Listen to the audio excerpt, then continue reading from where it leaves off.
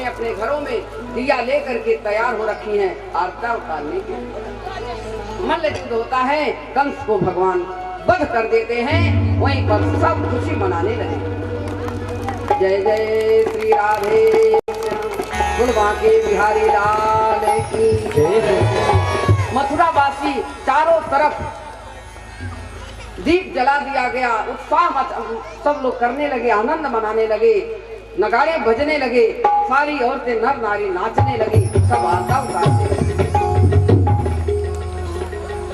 सब खुश हो गए कि 35 साल में आज खुशियां आएंगी मथुरा में।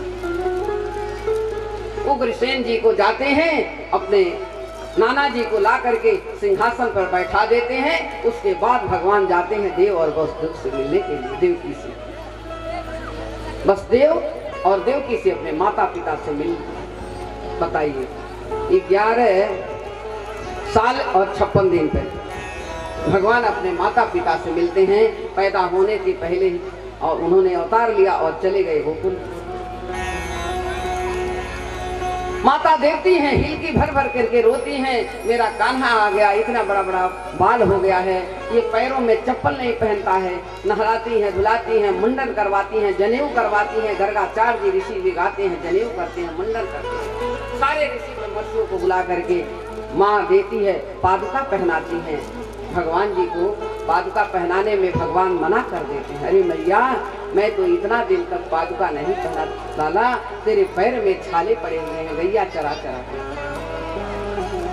अरे मैया, जो प्रेम मेरे जसोदा मैया ने नंद बाबा ने दिया है, वो प्रेम में वो हमें नहीं अब मिलेगा। मैं अगर मैं पादुका पहन लूंगा तो सब कहेंगे कि बड़े राजा का बेटा है, ये तो आकर के महाराजा बन गया। मेरे सारे ग्वाल बाल मेरे बाबा सब खड़े, मुझे क्या कहना। भगवान आते हैं, सारे ग्वाल बाल देखते हैं, अरे सखा अब तो चल, अब तो कंस भी मर गया, हम तुम्हें लेने आए हैं, तुम चलो हमारे साथ। बड़े सरलता से कहते हैं भगवान, अरे सखा अब तू चला जा, अब मेरा आगे हमें जाना है, मैं अब पीछे मुड़ के नहीं देखता।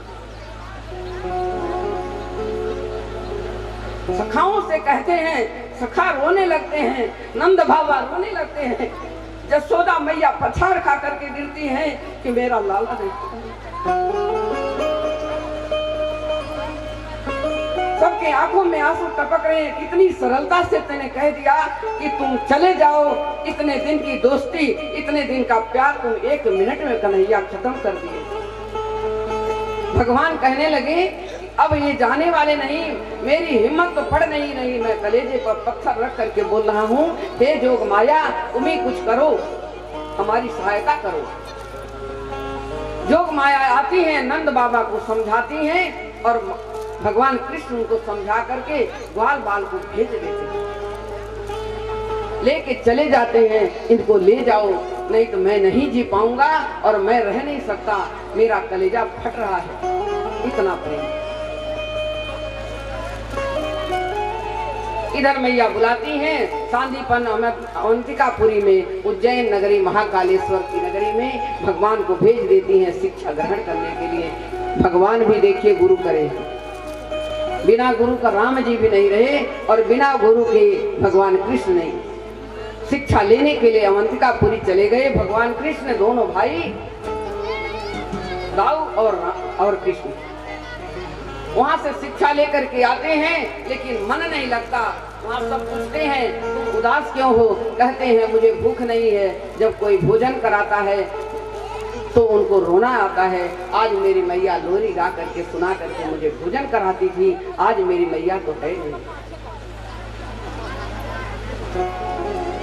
भगवान रोते हैं, फिर गुरु माता उनको अपने हाथों से भोजन कराती हैं, लोरी सुनाती हैं। अरे कान्हा तू चिंता मत कर, समझ ले कि मैं जसोदा मैया हूँ और तुमको मैं भोग लगा रही हूँ। कान्हा हमारे बड़े दयालु।